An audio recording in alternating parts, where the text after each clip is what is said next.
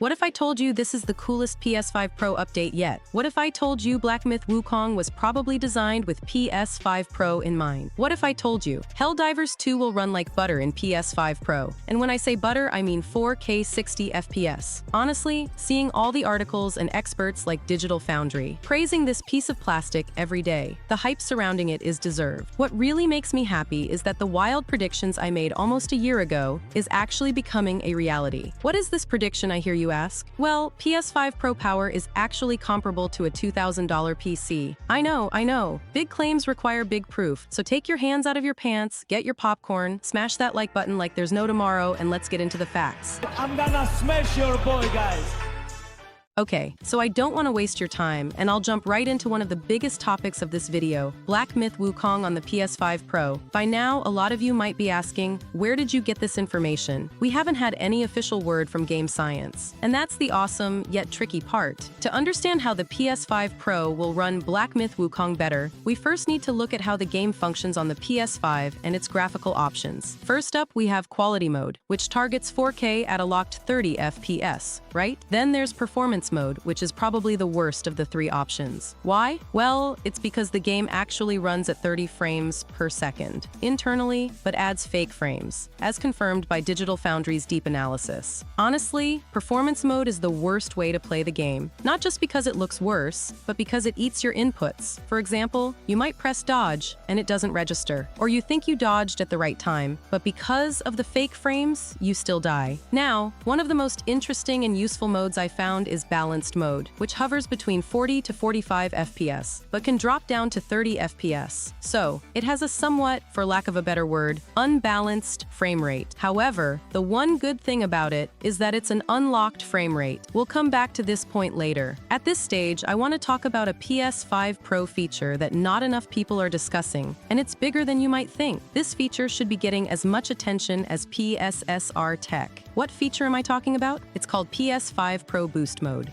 which can boost games even though they are not patched by third-party devs. This concept continues the tradition from the PS4 Pro, which used a boost mode to enhance older titles with marginal increases in CPU and GPU performance. However, the PS5 Pro's Ultra Boost mode appears to promise something more significant. The most notable improvement could be the utilization of the full GPU configuration, akin to what Xbox has done with Series X. Using all available compute units and backward-compatible titles, this would be a step beyond what the PS4 Pro offered, where only a portion of the GPU was available in boost mode. This boost mode might improve dynamic resolution scaling performance and address issues in certain games that are GPU limited or have inconsistent frame rates. Titles like Immortals of Aveum, Jedi Survivor, and Elden Ring might see enhanced stability and resolution, especially if they currently suffer from performance or GPU limitations. Games that are CPU limited might also benefit if the boost mode adjusts the CPU clock speeds. One of the key points from the discussion is that Ultra Boost mode won't fix everything. For example, games capped at 30 or 60 FPS, or those with fixed resolutions, will not see improvements unless developers provide specific patches. Similarly, while GPU-bound games could see performance boosts, not all titles may benefit equally, depending on how they were developed and optimized for the PS5. Okay, we have to do a recap of all the modes in more detail because it's important to have all these variables in mind. If this is too complicated, I'm sorry. I can explain it to you, but I can't learn it to you. So Quality Mode. This targets 4K, but the resolution actually fluctuates between 1224p and 1584p, depending on what's happening on screen. Interestingly, the frame rate looks to be unlocked, meaning it can go higher or lower than 30 FPS, but the dynamic resolution system is probably in play here to manage performance. Balanced Mode. This is set at a fixed 1080 pre-solution with no dynamic resolution scaling, aka DRS, but it has a weird 45 FPS cap. This cap can make the game feel choppy, especially if you're using a display that's locked at 60 Hz. The inconsistency in performance doesn't really make for a great experience, even though the resolution is locked. Performance Mode. This one is tricky. It uses something called frame generation, which essentially tries to boost 30 FPS gameplay to 60 FPS by adding artificial frames. But here's the issue. It adds input lag. That means when you press a button, like dodging an attack, there's a noticeable delay before the game registers it, and that's a major major problem for a fast-paced action game like this. Digital Foundry did a deep dive into this mode, and they confirmed that it's the worst of the three due to the added input lag and the artificial frames that don't look or feel right. Now, when testing the game, Digital Foundry used their Frankenstein PC, basically a custom-built rig with components that mirror the power of consoles like the Xbox Series and PS5. They found that the PS5 runs the game about 7 to 10% faster in certain situations compared to this Frankenstein PC. So the PS5 hardware is holding up pretty well, but it's clear that the game is demanding. When it comes to improving performance, Digital Foundry suggests that for the PS5 version of Kung Fu Monkey, switching from AMD's FSR upscaling to Epic's TSR would be a simple but effective fix. This could stabilize the frame rate, especially in quality mode, and make the game feel smoother overall. As for balanced mode, a better solution could be to cap the frame rate at 40 FPS within a 120 Hz container, similar to what Ubisoft did with Avatar: Frontiers of Pandora. This would give a more consistent experience for people with 120 Hz displays, even if the resolution had to drop a bit. Digital Foundry also tested this on their setup and found that dropping the output resolution to 1728p, about 80% of 4K, and using TSR upscaling from 864p worked pretty well, though it wasn't perfectly stable in the most demanding scenes. Digital Foundry also tested higher resolutions like 1440p paired with a 120 Hz output and managed to get the game running at 70 to 90 frames per second using VRR. This might be a great option for those with VRR-compatible TVs or monitors, but again, it shows how demanding Black Myth is on current hardware. Now this all leads us to the PS5 Pro. According to Digital Foundry, Karate Monkey is tailor-made for the PS5 Pro's extra power. They also said you need to subscribe to daily hub ranks. The Pro has roughly 45% more GPU power than the base PS5, better ray tracing capabilities, and machine learning blocks that could rival NVIDIA's DLSS for better upscaling and performance. They even compared it to an NVIDIA RTX 3070 Ti, which gives around 45% better performance compared to a base PS5. So the PS5 Pro could provide a transformative experience for this game if game science takes advantage of its features. And this was a while back. A better comparison right now would be an RTX 4070, as confirmed by the guys at Digital Foundry as well. So given all that, plus the Ultra Boost mode that, for some weird reasons, always gets forgotten about. Personally, without a shadow of a doubt, think that Black Myth Chimp will run at a smooth 4K 60 FPS on PS5 at fidelity level. I know this analysis is deep, but this is how you can predict things. And if we take in consideration how Final Fantasy Rebirth is running on the Pro, Black Myth will be a walk in the park. It looks like Rockstar Games is working on a native Red Dead Redemption 2 PS5 port, if an employee's resume is anything to go by. RDR2's current-gen release has been rumored for a while and was confirmed to be in development at one point by an internal Microsoft document, but it has been reported that Rockstar canceled the port. Will the rumored Red Dead Redemption 2 PS5 version coincide with the PS5 Pro? This leak is brought to us by ex-user Bogorad222, who saw Red Dead Redemption PS5 Switch mentioned on the LinkedIn profile of one Emma Anderson, a production coordinator at Rockstar Games. We've seen the profile in question and can confirm its authenticity as it carries a verified badge. RDR1 released on the PS4 and Switch last year, followed by a 60 FPS patch on the PS5, which makes us wonder if Anderson is referring to RDR2. Worth noting that Anderson's profile states that she started her current job in June 2023, just ahead of the PS4 and Switch launch, and a year after rumors circulated that Rockstar Games canceled RDR2's current-gen ports. There are two possibilities here. One, Anderson is referring to RDR1's PS5 update. There's no RDR1 PS5 port. It doesn't make sense to release RDR1 yet again after the 60 FPS patch. 2. Rockstar Games didn't cancel RDR2 PS5 port and resume development, and will take advantage of the PS5 Pro. I want to ask you a question that's been bothering me for a while. Why is Rockstar giving players all these remasters and remakes that nobody is asking for? The GTA trilogy, RDR1 for PlayStation and PC, GTA 5 remastered on PS5, which looks almost exactly like the PS4 version. Meanwhile, there's one game we've been begging them to update since 2020, RDR2. That game already looks amazing. It doesn't even need a remaster, just an unlocked frame rate. So the question of the day is, what's wrong with Rockstar?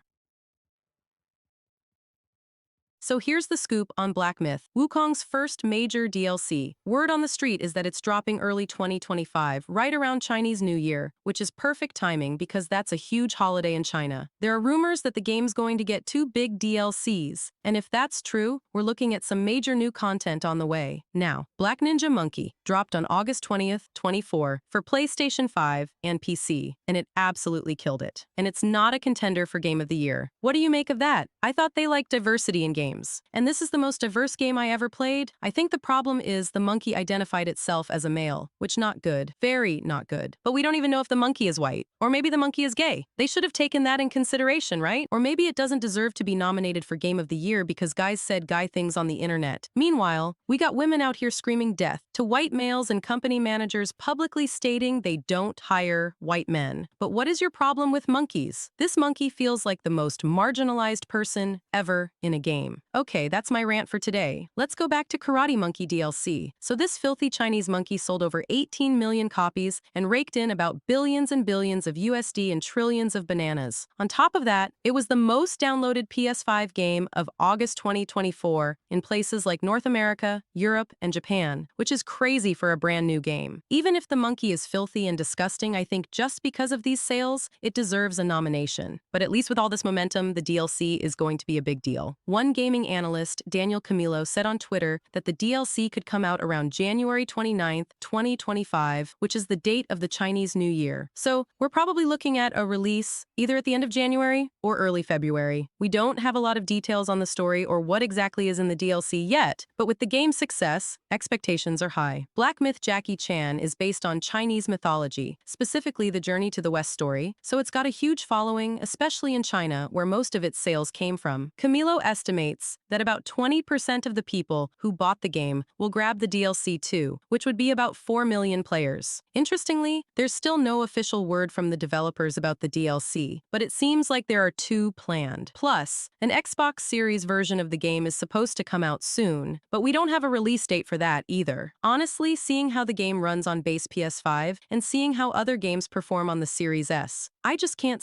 imagine this game running on Series S, unless it's a complete different version of the game. Just the nanite tech and the 4K textures will make the Series S explode. Maybe that's why Monkey no get nominee for Game of the Year. So yeah, Son Goku is one of the hottest games of 2024, and with this DLC on the horizon, it looks like the hype train isn't stopping anytime soon, and the West is racist against monkeys. Maybe non-binary? So here's the deal with Spider-Man 2. Insomniac just announced it's coming to PC on January 30th, 2025, which is actually super fast considering it only launched on PS5 in late 2023. But here's where things get interesting. There's no story DLC coming for Spider-Man 2. That's a surprise because if you remember, after the big Insomniac hack last year, some leaked plans showed 3 DLCs were supposed to come out, featuring villains like Beetle, Carnage, and a Spider-Verse tie-in. Carnage especially was teased in the main game, and it looked like the DLCs were going to roll out through 2023 and 2024. But now, Insomniac has confirmed none of that's happening. They're just focusing on the PC release instead. This hasn't been officially confirmed, but the fact that the smaller DLCs got scrapped might actually support the idea that they're putting those resources into a larger Venom project. Of course, there's a chance they're just done with Spider-Man for now to focus on other projects, like their upcoming Wolverine game, which is expected around late 2025. But considering how well Spider-Man 2 performed, selling 5 million units in 11 days and reaching 11 million copies sold by April 2024, it seems more likely that they'd want to keep that momentum going. Now, the big question is, what about Venom? Here's my theory. I think they had the DLC planned, but just like AC Mirage was originally planned as DLC for Assassin's Creed Valhalla and grew into something bigger, the same thing might be happening here with Venom. Maybe it's turning into its own standalone game, just like Miles Morales was. And if that's true, and it's going to be around $50, I'm all in, honestly. But what about you? And what about Black Myth Wukong not getting nominated for Game of the Year? Oh, and I almost forgot to talk about Helldivers 2 PS5 Pro version. Will it happen? Of course, Helldivers 2 will have a PS5 Pro mode. It's practically guaranteed. It's a first-party game, and with Sony's commitment to making their live service titles as polished as possible, you can bet they'll want to showcase the power of the PS5 Pro. Live service games thrive on long-term engagement, so offering the best possible performance is key. Plus, Helldivers 2 has quickly become one of the most popular games in recent history, with a loyal community that expects top-tier superior visuals and gameplay performance. So, expect all the bells and whistles. A 4K 60 FPS mode is very likely, offering that high-fidelity experience while keeping gameplay buttery smooth. And who knows, they might even surprise us with a 120 FPS mode that would cater to players who value fast, responsive gameplay above all else. Given the PS5 Pro's increased power, Helldivers 2 will probably be one of the games that truly shines on the upgraded hardware. I get this question a lot lately. Hey, if you're doing so much PS5 Pro analysis and reviews, why don't you pre-order one for yourself? And look, it's a fair point. Initially, I said I wanted to skip it and invest in a rig, but I've kind of changed my mind. After doing my research and watching Digital Foundry's daily in-depth breakdowns of the PS5 Pro, I've become convinced. And believe it or not, I had the opportunity to see the PS5 Pro with my own eyes and play on it for a few hours. You can check out my review for that. I'm convinced that the PS5 Pro is on the level of a 2000 gaming rig. Not in every way, of course. Some games will run better on a PC rig because of unlocked frame rates. For newer games, with the PS5 Pro priced at $700, just wow. Sony really did something amazing here. That said, I still might be postponing upgrading to a Pro because, well, right now I'm kind of broke. And when I say broke, I don't mean I can't afford to live, but I'm an adult. And without sharing too much of my personal life, there are people who depend on me right now. I'm not saying this to get sympathy or for you to donate or anything like that. Just watching my videos and liking them means a lot. What I'm really trying to say is this. If someone who can't even afford a PS5 Pro right now is telling you it's worth it, even with the $700 price tag, I think that speaks volumes.